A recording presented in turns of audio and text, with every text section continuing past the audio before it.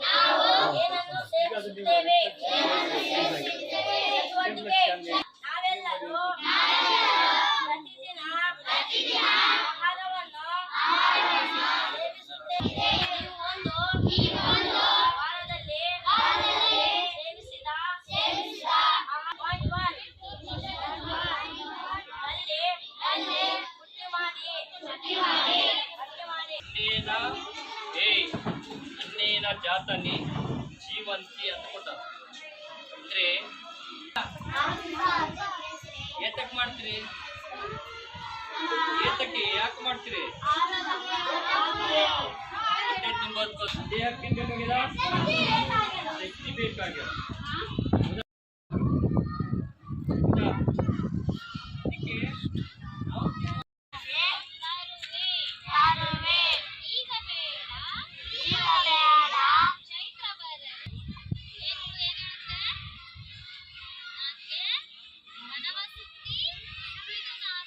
ಹೆಸರು ಚೈತ್ರ. ನಾನು 6ನೇ ತರಗತಿಯಲ್ಲಿ ನನ್ನ ಹೆಸರು ಚೈತ್ರ. ನಾನು 6ನೇ ತರಗತಿಯಲ್ಲಿ ಓದುತ್ತೇನೆ. ನಮ್ಮ ಶಾಲೆ ಹೆಸರು ಸರ್ಕಾರಿ ಹಿರಿಯ ಪ್ರಾಥಮಿಕ ಶಾಲೆ ಕುರುಬದೊಡ್ಡಿ, ತಾಲೂಕು, ಜಿಲ್ಲೆ ರಾಯಚೂರು. ನಮಗೆ ಶಾಲೆಗೆ ಬರಕ ದಾರಿ ಇಲ್ಲ. ಮನ್ಯಾರೆ ನಮಗೆ ದಾರಿ ಬಿಡಿಸ್ರಿ.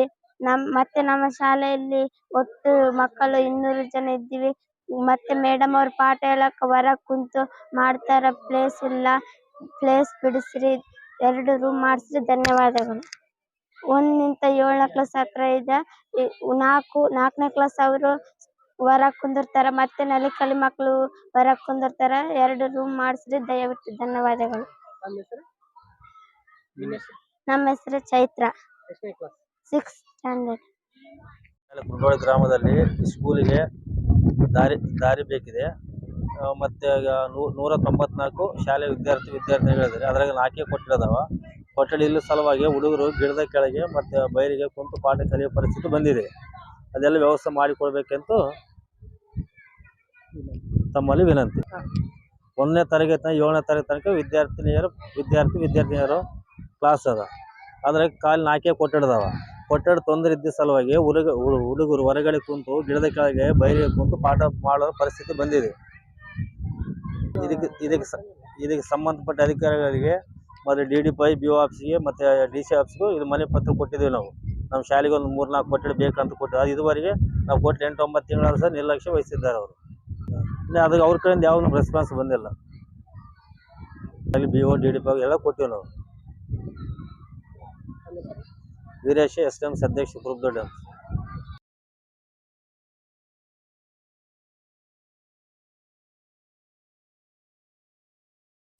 ರಾಯಚೂರು ಜಿಲ್ಲೆಯ ಮಾಜಿ ಶಾಸಕ, ಮಾಜಿ ಸಚಿವ ಶಿವನಗೌಡ ನಾಯಕ್ ಅವರ ಹುಟ್ಟುಹಬ್ಬದ ದಿನದಂದು ಹಾಕಿರುವ ನವಿಲುಗರಿಯ ಮಾಲೆ ಇದೀಗ ವಿವಾದವಾಗಿ ಮಾರ್ಪಟ್ಟು ವನ್ಯಜೀವಿಗಳ ಕಾಯ್ದೆ ಉಲ್ಲಂಘನೆಯಾಗಿ ದೊಡ್ಡ ಸದ್ದು ಮಾಡುತ್ತಿದೆ. ಹೌದು, ಅಭಿಮಾನಿಗಳು ಹುಟ್ಟುಹಬ್ಬದ ನಿಮಿತ್ತ ನವಿಲುಗರಿಯ ಹಾರವನ್ನ ಮಾಡಿ ಹಾಕಿರುವಂತಹ ಒಂದು ಹಾರದ ಭಾವಚಿತ್ರ ಸಾಮಾಜಿಕ ಜಾಲತಾಣದಲ್ಲಿ ವೈರಲ್ ಆಗಿ ಇದನ್ನ ನೋಡಿದ ಮಾಹಿತಿ ಹಕ್ಕು ಕಾರ್ಯಕರ್ತ ದಿನೇಶ್ ಕಲ್ಲಹಳ್ಳಿ ಅರಣ್ಯಾಧಿಕಾರಿಗಳಿಗೆ ದೂರು ನೀಡುವ ಮುಖಾಂತರ ಕಟ್ಟುನಿಟ್ಟಿನ ಕ್ರಮ ಕೈಗೊಳ್ಳಬೇಕು ಎಂದು ದೂರಿನಲ್ಲಿ ಉಲ್ಲೇಖಿಸಿದ್ದಾರೆ.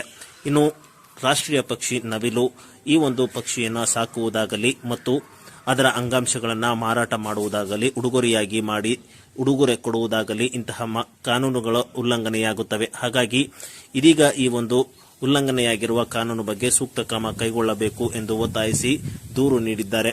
ಇನ್ನು ಇದೇ ವಿಚಾರಕ್ಕೆ ರಾಯಚೂರಿನ ನಿವಾಸದಲ್ಲಿ ಮಾಧ್ಯಮದೊಂದಿಗೆ ಮಾತನಾಡಿ ಶಾಸಕ ಶಿವನಗೌಡ ನಾಯಕ್ ಅವರು ಪ್ರತಿಕ್ರಿಯಿಸಿದ್ದು, ಈ ಒಂದು ಅಚಾತುರ್ಯ ನಡೆದು ಹೋಗಿದೆ. ಅಭಿಮಾನಿಗಳು ಆತುರದಲ್ಲಿ ಹಾರ ತಂದು ಹಾಕಿದ್ದಾರೆ. ಜನಸಂದಣಿಯಲ್ಲಿ ನಾನು ಅದನ್ನ ನೋಡಿಲ್ಲ. ನನ್ನ ಗಮನಕ್ಕೆ ಬರುತ್ತಿದ್ದಂತೆ ಆ ಒಂದು ನವಿಲುಗರಿಯನ್ನ ವಾಪಸ್ ತರುವ ನಿಟ್ಟಿನಲ್ಲಿ ಕೆಲಸ ಮಾಡುತ್ತಿದ್ದೇನೆ ಮತ್ತು ಅರಣ್ಯ ಇಲಾಖೆ ಅಧಿಕಾರಿಗಳು ಏನಾದರೂ ನೋಟಿಸ್ ನೀಡಿದರೆ ಅದಕ್ಕೆ ಉತ್ತರಿಸುತ್ತೇನೆ. ಕಾನೂನು ಕ್ರಮ ಏನೇ ಕೈಗೊಂಡರೂ ಅದಕ್ಕೆ ಸಹಕರಿಸುತ್ತೇನೆ ಎಂದು ಹೇಳಿದರು. ಈಗಾಗಲೇ ನಿನ್ನೆ ಮಧ್ಯಾಹ್ನದಿಂದನೇ ಮಾಧ್ಯಮದ ಮುಖಾಂತರ ಸುದ್ದಿ ಬರ್ತಾ ಇದೆ. ನವಿಲು ಗೆರೆಯ ಹಾರವನ್ನು ಶಿವನಗೌಡ ನಾಯಕರು ಮಾಲೆಗೆ ಧರಿಸಿಕೊಂಡಿದ್ದಾರೆ. ಅದೊಂದು ಕಾನೂನಾತ್ಮಕವಾಗಿ ತಪ್ಪಾಗ್ತದೆ ಅಂತೇಳಿ ಯಾರೋ ಆತ್ಮೀಯರು ಅದನ್ನು ಒಂದು ದೂರೊಂದನ್ನು ಕೊಟ್ಟಿದ್ದಾರೆ ಅಂತೇಳಿ ನನ್ನ ಗಮನಕ್ಕೆ ಬಂದಿದೆ. ನಿಜವಾಗ್ಲೂ ಅದು ನವಿಲುಗೆರೆಯದೇ ಹಾರ ಬಹುತೇಕ ತಂದೆ ಯಾರೋ ಅಭಿಮಾನಿಗಳು ಹಾಕಿದ್ದಾರೆ. ಹಾಕಬಾರ್ದಾಗಿತ್ತು. ಆ್ಯಕ್ಚುಲಿ ಅವರು ಅಭಿಮಾನಕ್ಕೇನೋ ತಂದು ಆ ಒಂದು ಗದ್ದಲದಲ್ಲಿ ಹಾಕುವಂಥ ಕೆಲಸ ಮಾಡಿದ್ದಾರೆ. ಮತ್ತು ಅದು ದೂರ ಆದಮೇಲೆ ಅದು ಮಾಹಿತಿ ಬಂದ ಮೇಲೆ ನಾನು ಕೂಡ ಅದು ನವಿಲುಗೆರೆಯ ಹಾರ ಎಲ್ಲಿದೆ ಅಂತೇಳಿ ಗುರುತಿಸ್ತಕ್ಕಂಥ ಪ್ರಯತ್ನ ಮಾಡಿ ಯಾರೋ ನಮ್ಮ ಅಭಿಮಾನಿಗಳು ಅದನ್ನು ಲಿಂಗಸೂರು ಕಡೆ ತೊಗೊಂಡೋಗಿದ್ದರು.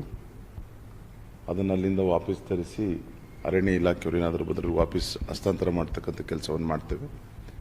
ಇದೊಂದು ಅಜಾಗರೂಕತೆಯಿಂದ ಅಭಿಮಾನಿಗಳು ಅವರೇನೋ ಒಂದು ಅಭಿಮಾನದಿಂದ ಒಂದು ಮಾಡ್ತಕ್ಕಂಥ ಸಂದರ್ಭದಲ್ಲಿ ಮಾಡಿರ್ತಕ್ಕಂಥ ಎಡವಟ್ಟಿದು. ಅರಣ್ಯ ಇಲಾಖೆಯವರು ಅದಕ್ಕೇನು ಕ್ಲಾರಿಫಿಕೇಷನ್ ಕೇಳ್ತಾರೆ ಅದನ್ನು ನಾನು ಕೊಡ್ತೇನೆ. ಇಂಥವೆಲ್ಲ ಜವಾಬ್ದಾರಿ ಸ್ಥಾನದಲ್ಲಿರ್ತಕ್ಕಂಥವ್ರು ನಮ್ಮಂಥವ್ರು ಅಂಥವೆಲ್ಲವನ್ನೂ ಕೂಡ ಸ್ವೀಕಾರ ಮಾಡಬಾರ್ದು. ಆದರೆ ಆ ಜನಜಂಗುಳಿ ಮಧ್ಯೆ ನಾವು ಸ್ವೀಕಾರ ಮಾಡಿದ್ದೀವಿ. ಅದನ್ನು ಖಂಡಿತ ಅದು ಏನು ಗೊತ್ತಿಲ್ಲ ನಮಗೆ, ಅದ್ರ ಬಗ್ಗೆ ಯಾವುದೇ ಮಾಹಿತಿ ಇಲ್ಲ. ನವಿಲು ಗರಿಯ ಹಾರ ಬಂದು ನಮ್ಮ ಕೊಳ್ಳಿಗೆ ಹಾಕಿರ್ತಕ್ಕಂಥದ್ದು ನಾವು ಕಂಡ್ವಿ. ಅದು ಸ್ವೀಕಾರ ಮಾಡಬಾರ್ದಾಗಿತ್ತು, ಮಾಡಿದ್ದೀವಿ. ಈಗ ಮಾಡಾಗಿದೆ. ಅದನ್ನು ಅಟ್ಲೀಸ್ಟ್ ಮುಂದುವರೆದು ಅದು ಕಾನೂನಾತ್ಮಕವಾಗಿ ನಾವೇನು ಅದನ್ನು ಪುನಃ ವಾಪಸ್ ಹಸ್ತಾಂತರ ಮಾಡ್ತಕ್ಕಂಥದ್ದು, ಮತ್ತು ಅವ್ರು ಏನಾದರೂ ನೋಟಿಸ್ ಕೊಟ್ಟರೆ ಅದಕ್ಕೆ ಪ್ರತಿಕ್ರಿಯೆಯನ್ನು ಕೊಡ್ತಕ್ಕಂಥದ್ದು, ಮತ್ತು ಏನು ಫಾರ್ಮಾಲಿಟೀಸ್ ಲಾ ಫಾರ್ಮಾಲಿಟೀಸ್ ಏನಂತ ಅದನ್ನು ಮಾಡಲಿಕ್ಕೆ ತಯಾರಿದ್ದೀವಿ.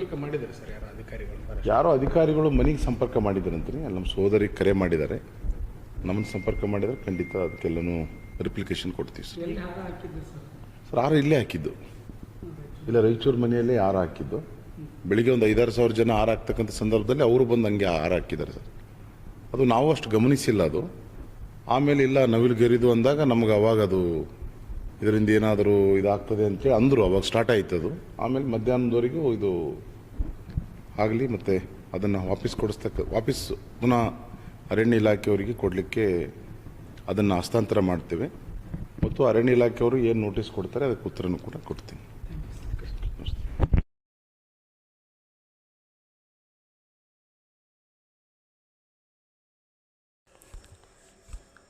ರಾಧಿಕಾ ಅವರ ಮೇಲೆ ಲೈಂಗಿಕ ದೌರ್ಜನ್ಯಕ್ಕೆ ಯತ್ನಿಸಿದ ಪ್ರಕರಣ ಆರೋಪಿಯನ್ನು ಬಂಧಿಸುವಲ್ಲಿ ಪೊಲೀಸರ ನಿರ್ಲಕ್ಷ್ಯ ಧೋರಣೆ ಖಂಡಿಸಿ ಹಾಗೂ ಅವರ ಕುಟುಂಬಸ್ಥರ ವಿರುದ್ಧ ದಾಖಲಿಸಿದ ಅಟ್ರಾಸಿಟಿ ಪ್ರಕರಣ ಹಿಂಪಡೆಯಬೇಕೆಂದು ಆಗ್ರಹಿಸಿ ದಿನಾಂಕ 21ರಂದು ದೇವದುರ್ಗ ಪೊಲೀಸ್ ಠಾಣೆ ಮುಂದೆ ಹೋರಾಟ ನಡೆಸಲಾಗುವುದು ಎಂದು ಅಖಿಲ ಭಾರತ ಜನವಾದಿ ಮಹಿಳಾ ಸಂಘದ ಜಿಲ್ಲಾಧ್ಯಕ್ಷರಾದ ಶಕುಂತಲಾ ಪಾಟೀಲ್ ಹೇಳಿದರು.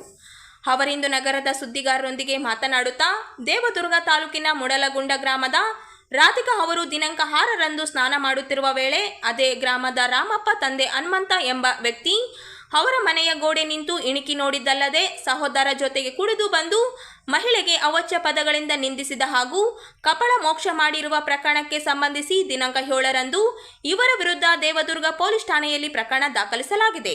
ಆದರೆ ಪೊಲೀಸರು ಮಹಿಳೆಯ ಸಹಾಯಕ್ಕೆ ಬಾರದೆ ಮತ್ತು ಇದುವರೆಗೂ ರಾಮಪ್ಪ ಅವರನ್ನು ಬಂಧನ ಮಾಡದೆ ಸಂಪೂರ್ಣ ನಿರ್ಲಕ್ಷ್ಯ ವಹಿಸಿದ್ದಾರೆ ಎಂದು ಆರೋಪಿಸಿದರು. ಕಪಳ ಮೋಕ್ಷ ಮಾಡಿದ ಆರೋಪಿ ರಾಮಪ್ಪ ಅವರನ್ನು ಬಂಧಿಸದೇ ಇರುವುದು ಪೊಲೀಸ್ ನಿಷ್ಕಾಳಜಿ ಕಾಣುತ್ತಿದೆ. ಮಹಿಳೆಗೆ ನ್ಯಾಯ ಒದಗಿಸಬೇಕಾದ ಪೊಲೀಸ್ ಇಲಾಖೆ ಅವರ ಕುಟುಂಬಸ್ಥರ ವಿರುದ್ಧ ಅಟ್ರಾಸಿಟಿ ಪ್ರಕರಣ ದಾಖಲೆ ಎಷ್ಟು ಸರಿ? ಇಷ್ಟೆಲ್ಲ ನಡೆದರೂ ಜನಪ್ರತಿನಿಧಿಗಳು ಮೌನ ವಹಿಸಿದ್ದು ಬಗ್ಗೆ ಅಸಮಾಧಾನ ವ್ಯಕ್ತಪಡಿಸಿದರು. ರೇಪ್ ಕೇಸ್ಗಳು ಜಾಸ್ತಿ ಆಗ್ತಾ ಇದ್ದಾವೆ. ಚಿಕ್ಕ ಮಕ್ಕಳು ಅನ್ನೋದಿಲ್ಲ, ವಯಸ್ಸಾದವರು ಅನ್ನೋದಿಲ್ಲ, ವಯಸ್ಕರರು ಅನ್ನೋದಿಲ್ಲ, ಎಲ್ಲರ ಮೇಲೂ ಒಂದು ರೀತಿ ಮನುಷ್ಯ ಇವತ್ತು ಮೃಗನಂತೆ ವರ್ತಿಸ್ತಾ ಇದ್ದಾನೆ. ಇದಕ್ಕೆ ಉದಾಹರಣೆ ನಿಮ್ಗೆ ತಿಳಿದಿರುವಂತೆ ರಾಯಚೂರು ಜಿಲ್ಲೆಯಲ್ಲಿ ಸಿಂಧನೂರು ತಾಲೂಕಿನಲ್ಲಿ ಸಿಫಾಳ ಒಂದು ಕೇಸ್ ಆಗಿ ಕೊಲೆ ಆಯಿತು, ಕಾಲೇಜ್ ವಿದ್ಯಾರ್ಥಿ.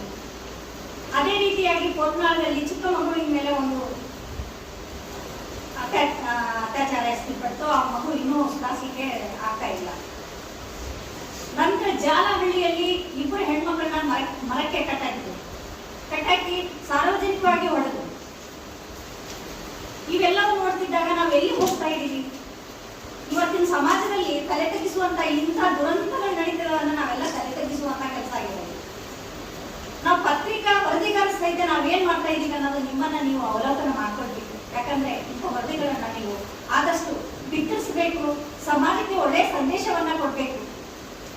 ಯಾವುದೇ ರಾಜಕೀಯ ಪರವಾಗಿ ಅಥವಾ ಯಾವುದೇ ಜನರ ಪರವಾಗಿ ಬೇಡ, ನಮ್ಗೆ ಏನ್ ಬೇಕು, ಸಮಾಜದ ಮುಖ್ಯವಾಹಿನಿಗೆ ಸಮಾಜಕ್ಕೆ ಒಳ್ಳೆಯ ಸಂದೇಶವನ್ನ ಕೊಡುವಂತ ಕೆಲಸ ನಿಮ್ಮಿಂದ ಆಗ್ಬೇಕಂತ ನಾನು ಕಳಕಳಿಯಿಂದ ತಮ್ಮಲ್ಲಿ ವಿನಂತಿಸ್ಕೊಳ್ತೀನಿ. ಇವತ್ತಿನ ವಿಷಯ ಏನು ಅಂದ್ರೆ 6ನೇ ತಾರೀಕು 7ನೇ ತಿಂಗಳ ಅಂದ್ರೆ ಮೂಡಲಗುಂಡ ದೇವದುರ್ಗ ತಾಲೂಕದಲ್ಲಿ ಮೂಡಲಗುಂಡ ಅನ್ನೋ ಗ್ರಾಮದಲ್ಲಿ ನಮ್ಮ ರಾಧಿಕಾ ಅನ್ನೋರು ಸ್ನಾನಕ್ಕೆ ಹೋದಾಗ ಹೋಗ್ಬೇಕು ಅಂತೇಳಿ ಅಮ್ಮ ಸ್ನಾನಕ್ಕೆ ಹೋಗ್ಬೇಕಾದ್ರೆ ಅಲ್ಲಿ ಒಬ್ಬ ವ್ಯಕ್ತಿ ಅಂದ್ರೆ ರಾಮಣ್ಣ ತಂದೆ ಹನುಮಯ್ಯ ಅನ್ನೋರು ಇಣಿಕೆ ನೋಡಿದ್ದಾರೆ. ಅವಳು ಅದನ್ನ ಪ್ರತಿರೋಧ ವ್ಯಕ್ತಪಡಿಸಿದ್ದಾಳೆ. ಯಾಕಪ್ಪ ನೀನು ನಿಮ್ಮ ಮನೆಯಲ್ಲೈತಿ ಅಂತ ನೀನ್ಯಾಕೆ ಇಲ್ಲಿ ಬಂದು ಇದು ಮಾಡ್ತಾ ಇದೀಯಾ, ನಿನ್ ತಾಯಿ ನೀನು ಹೋಗಕ್ ಬರಲ್ಲೇನೋ ಅಂತ ಗದರಿದ್ದಾಳೆ. ಗದರಿದ್ನು ಅವನಿಗೆ ಏನ್ ಮಾಡಿದ್ದಾನೆ, ಅವಳ ಇನ್ಸ್ಪಿಹರ್ ಮಾಡಿದಾಗ ಸಿಟ್ಟು ಬಂದದ ಅವಳಿಗೆ ನೋಡಿದ್ರೆ.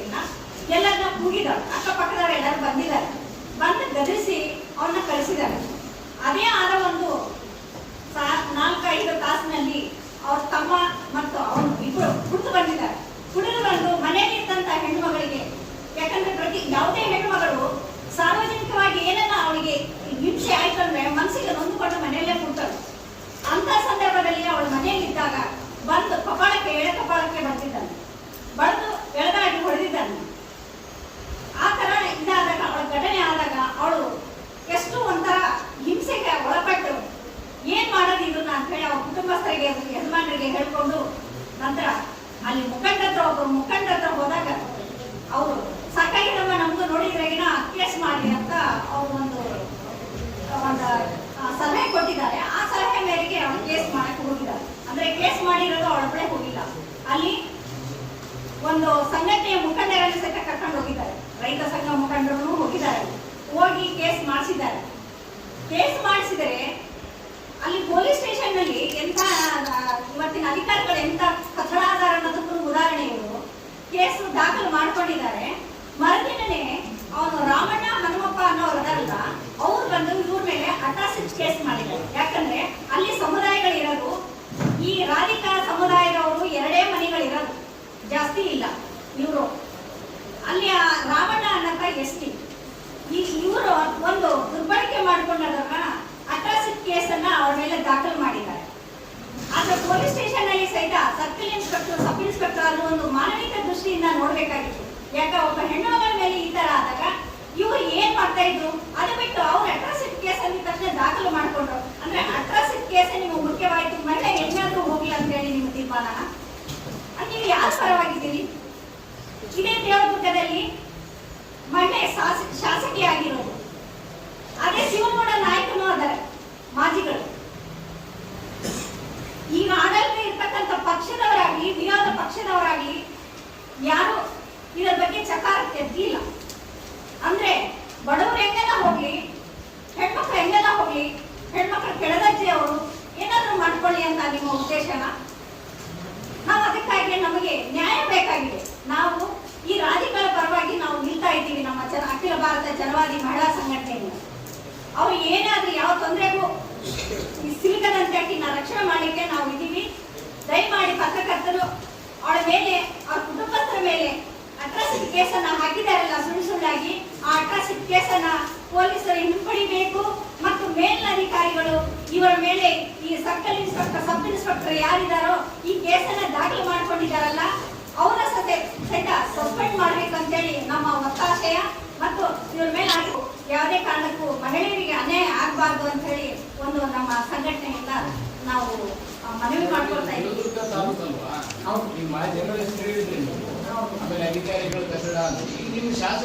ಮೇಲೆ ಅಟ್ರಾಸಿಟಿ ಕೇಸ್ ಮಾಡ್ತಾರೆ, ಇದು ಎಂತ ನ್ಯಾಯ ಸರ್? ಮತ್ತೆ ಆಮೇಲೆ ನಾವು ಮಹಿಳೆ ಶಾಸಕಿ ಆಗಿನು ಅಕ್ಕಿ ಆಮೇಲೆ ಎಲ್ಲ ವಿಷಯಗಳು ಗೊತ್ತಾಗ್ತವೆ ಸರ್, ಗೊತ್ತಾಗಂಗಿಲ್ಲ ನಂಗೆ ಏನಿಲ್ಲ. ಇವತ್ತೇನಾದ್ರೂ ಪ್ರತಿಯೊಂದು ವಿಷಯನೂ ಗೊತ್ತಾಗ್ತದ. ಆಮೇಲೆ ಅವ್ರಿಗಿನ ಗೊತ್ತಿರ್ತ ಆ ಮಹಿಳೆಗೆ, ಆ ಒಂದು ಮಹಿಳಾ ಆ ಕ್ಷೇತ್ರದಲ್ಲಿ ಮಹಿಳೆನೇ ಒಂದು ಶಾಸಕಿ ಆಗಿ ಮಹಿಳೆಯರಿಗೆ, ಇದೊಬ್ಬ ಮಹಿಳೆ ಅಲ್ಲ ಸರ್, ಇದರಂತ ಎಷ್ಟೋ ಮಹಿಳೆಯರ ಮೇಲೆ ನಡೀತಾ ಇದೆ. ಅಂದ್ರೆ ಆ ಮಹಿಳೆ ಒಂದು ಆ ಶಾಸಕಿ ಆಗಿರ್ತಕ್ಕಂಥವ್ರು ಇವತ್ತಿನ ದಿನ ಕಣ್ಣು ಮುಚ್ಚಿಕೊಂಡು ಕುಂತಾರೆ ಸರ್, ಇದು ಕಣ್ಣು ಮುಚ್ಚಿಕೊಂಡು ಕುಂತಾರ. ಇವತ್ತು ಈ ಮಹಿಳೆಯರಿಗೆ ಒಟ್ಟು ನಮ್ಗೆ ಏನಂದ್ರೆ ಇವತ್ತಿಷ್ಟು ಆ ಅಮ್ಮ ಏನಂದ್ರೆ ಈ ರೀತಿ ನೋಡ್ಬಾರ್ದಂದ್ರೆ 1 ಸಲ ಬಿಟ್ಟು 2 ಸಲ ಬಂದು ಅವ ಹೊಡಿತಾನ ಅಂತಂದ್ರೆ ಆಮೇಲೆ ಅವ್ನಿಗೆ ಎಷ್ಟು ಧೈರ್ಯ ರೀ ಸರ್? ಏನ್ ಮಹಿಳೆಯರನ್ನ ಇರ್ಬೇಕಾ ಬೇಡ? ಇವತ್ತಿನ ದಿನ ಈ ಸರ್ಕಾರ ಏನ್ ಮಾಡ್ತದ್ರಿ ಸರ್? ಆಡಳಿತ ಪಕ್ಷ ಇರ್ತಕ್ಕಂಥ ಸರ್ಕಾರ ಏನ್ ಮಾಡ್ತದ? ಮಹಿಳೆಯರಿಗೆ ಒಟ್ಟು ಈ ರೀತಿಯಾಗಿ ಮಾಡಿದ್ರೆ ಮನೆಗೆ ಬಂದು ಎಳ್ಕೊಂಡು ಬಂದು ಹೊಡಿತಾರಂದ್ರೆ ಏನು ಸರ್ ಇದು? ಅದಕ್ಕಾಗಿ ನಾವು ಇದೆಲ್ಲ ನಾವು ಈಗೇನು ಕೇಸ್ ಕೊಟ್ಟಿವಲ್ಲ ಸರ್, ಅದು ಏನಂದ್ರೆ ನಾವು ಮತ್ತೆ 21ನೇ ತಾರೀಕು ದೊಡ್ಡ ಮಟ್ಟದಲ್ಲಿ ಒಂದು ಹೋರಾಟ ಮಾಡ್ತೀವಿ, ದೇವದುರ್ಗದಲ್ಲಿ ಹೋರಾಟ ಮಾಡ್ತೀವಿ ಸರ್. ಅಲ್ಲಿವರೆಗೆ ಇವರು ಅಟ್ರಾಸಿಟಿ ಕೇಸ್ ಏನ್ ಮಾಡ್ಯಾರ ಆ ಕೇಸನ್ನು ವಾಪಸ್ ಮಾಡ್ಬೇಕು. ಅವ್ರ ಗಂಡ ನಿರ್ಮಾಣ ಮಾಡಿದ್ರೆ ಏನು ಸರ್? ಕುಟುಂಬದ ಮನೆ ಮಾಡ್ತಾರ. ಆಮೇಲೆ ಅವ್ರ ಮನೆಗೆ ಯಾರು ಇಲ್ಲ. ಈ ಅಮ್ಮ ಆ ನಡೆದಾಗ, ಈ ಘಟನೆ ನಡೆದಾಗ ಈ ಅಮ್ಮ ಒಬ್ಬಕ್ಕೆ ಇರೋದು, ಬೇರೆ ಯಾರು ಇಲ್ಲ ಸರ್. ಗಂಡ ಇಲ್ಲ ಏನ್ರಿ ಸರ್? ಈಗ ಕೊಟ್ಟಲ್ರಿ ಸರ್, ಎಲ್ಲರಿಗೂ ಮಾಹಿತಿ ಇದೆ ಸರ್. ಆದ್ರೆ ಮತ್ತೆ ನಿಯೋಗ ಹೋಗುತ್ರಿ, ನಮ್ ನಿಯೋಗ ಈಗ ಏನಾದ್ರೂ ಇದು ಮಾಡಿದ್ರಿ, ಇವೆಲ್ಲ ಇದು ಮಾಡ್ತಿರಲ್ಲ, ಮಾಡಿದಾಗ ನೋಡೇ ನೋಡ್ತಾರೆ. ಅವ್ರಂತೂ ಬಿಡೋದಿಲ್ಲ. ಇಷ್ಟು ದಿನ ಕಣ್ಮುಚ್ಕೊಂಡಿದ್ದಾರೆ ಗೊತ್ತಿಲ್ಲ, ಈಗಂತೂ ಕಣ್ತಾರೆ, ನೋಡ್ತಾರೆ. ನೋಡಿದ್ಮೇಲೆ ಅದು ಬದಲಾವಣೆ ಆಗುತ್ತೆ ನೋಡ್ತೀವಿ. 21ನೇ ತಾರೀಕಂತೂ ದೊಡ್ಡ ಮಟ್ಟದಲ್ಲಿ ಹೋರಾಟ ದೇವದುರ್ಗದಲ್ಲಿ ಮಾಡ್ತಾ ಇದ್ದೀವಿ.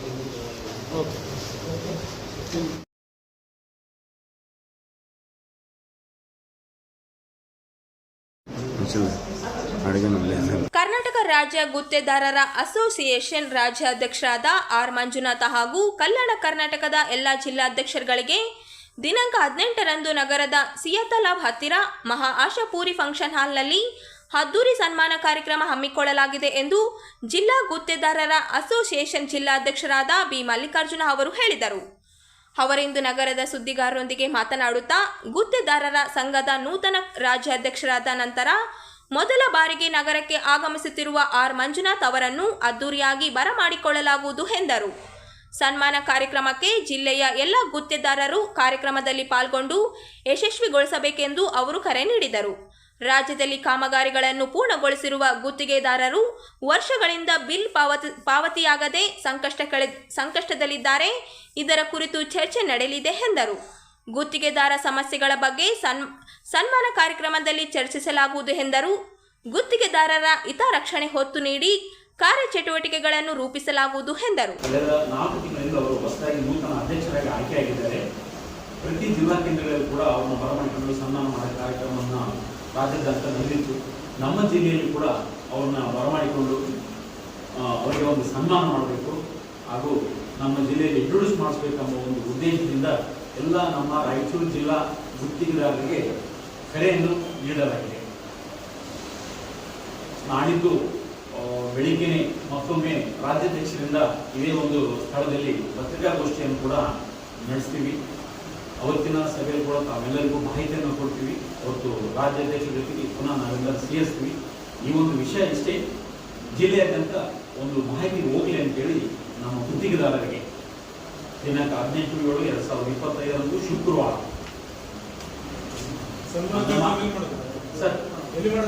ಸರ್ ಮಹಾಶಾಪುರಿ ಕನ್ವೆನ್ಷನ್ ಹಾಲ್, ಸಿಯಾತಲಾಬ್, ರಾಯಚೂರು, ಗೋಶಾಲೆ.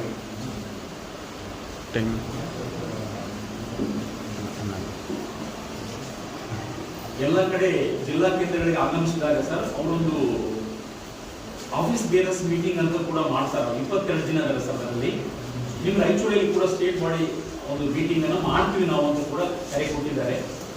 22 ಜನ ಫುಲ್ ಮೆಜಾರಿಟಿ ಬಂದರು ಅಂತಂದ್ರೂ ಕೂಡ ನಮ್ಮ ಒಂದು ಕಾರ್ಯಕ್ರಮದ ನಂತರನೋ ಅಥವಾ ಮೊದಲು ಒಂದು ಆಫೀಸ್ ಬೇರರ್ಸ್ ಮೀಟಿಂಗ್ ಕೂಡ ಮಾಡಿಕೊಡ್ತಾರೆ ಸರ್. ಬರೀ ಓನ್ಲಿ ಸನ್ಮಾನ ಕಾರ್ಯಕ್ರಮ ಅಷ್ಟೇ, ಏನಾದರೂ ಪರ್ಪಸ್ ಅವರು ಬರ್ತಾ ಇದ್ದಾರೆ. ಆರ್ ಮಂಜುನಾಥ್ ಸರ್, ರಾಜ್ಯಾಧ್ಯಕ್ಷರು ಆರ್ ಮಂಜುನಾಥ್. ನಾನು ಇಲ್ಲ ಸರ್, ಎಲ್ಲ ಒಂದು ವಿಷಯ ಸಾಮಾನ್ಯವಾಗಿ ಪತ್ರಿಕಾ ಪ್ರಕಟಣೆ ಈಗಲೂ ಬರ್ತೀವಿ.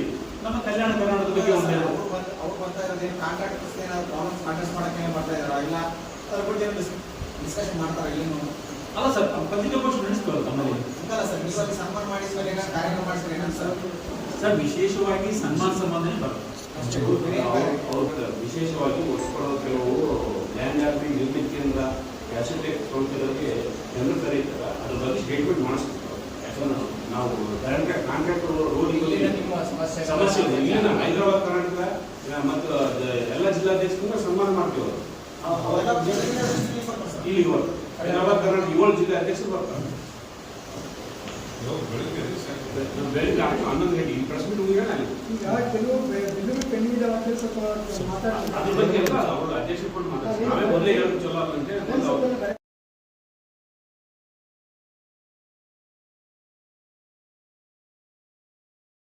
ಕರ್ನಾಟಕ ರಾಜ್ಯ ಬೋವಿ ವಡ್ಡರ ಸಂಘದ ಜಿಲ್ಲಾಧ್ಯಕ್ಷ ಸ್ಥಾನಕ್ಕೆ ನಾನು ರಾಜೀನಾಮೆ ನೀಡಿಲ್ಲ ಎಂದು ಜಿಲ್ಲಾ ಅಧ್ಯಕ್ಷ ಹನುಮಂತ ಅವರು ಹೇಳಿದರು. ಅವರಿಂದು ನಗರದ ಸುದ್ದಿಗಾರರೊಂದಿಗೆ ಮಾತನಾಡುತ್ತಾ ಶ್ರೀ ಸಿದ್ದರಾಮೇಶ್ವರ ದೇವಸ್ಥಾನ ಕಳೆದ 3 ಪೂರ್ಣಗೊಳ್ಳದೆ ನೆನಗುದ್ದಿಗೆ ಬಿದ್ದಿದ್ದು ಎಂದು ದೇವಸ್ಥಾನದ ಸಮಿತಿ ಅಧ್ಯಕ್ಷರಾದ ನಾರಾಯಣಸ್ವಾಮಿ ಗಬ್ಬೂರು ಅವರು ನನ್ನ ಗಮನಕ್ಕೆ ತಂದರು. ಆದರೆ ನಾನು ಕಾಜಂಜಿ ಅವರಿಗೆ ತಕ್ಷಣವೇ ದೇವಸ್ಥಾನ ಪೂರ್ಣಗೊಳ್ಳುವಂತೆ ಸೂಚಿಸಲಾಗಿದೆ. ಸಭೆಯಲ್ಲಿ ದೇವಸ್ಥಾನ ಕಾಮಗಾರಿ ಪೂರ್ಣಗೊಂಡಿಲ್ಲ ಎಂದು ಕೇಳಿದಾಗ ನಾರಾಯಣಸ್ವಾಮಿ ಅವರು ನಿನಗೆ ದೇವಸ್ಥಾನಕ್ಕೆ ಯಾವುದೇ ರೀತಿ ಸಂಬಂಧವಿಲ್ಲ, ಕಳೆದ 3 ವರ್ಷಗಳಿಂದ ತೀವ್ರ ಅವಮಾನ ಮಾಡಲಾಗುತ್ತದೆ ಎಂದು ಅವರು ಆರೋಪಿಸಿದರು. ಜಿಲ್ಲಾ ಅಧ್ಯಕ್ಷ ನಾನು ರಾಜೀನಾಮೆ ನೀಡುವುದಿಲ್ಲ, ಅದು ಹೇಗೆ ಮತ್ತೊಬ್ಬರನ್ನು ಜಿಲ್ಲಾ ಅಧ್ಯಕ್ಷನಾಗಿ ನೇಮಕ ಮಾಡಲು ಸಾಧ್ಯ ಎಂದು ಅವರು ಪ್ರಶ್ನಿಸಿದರು.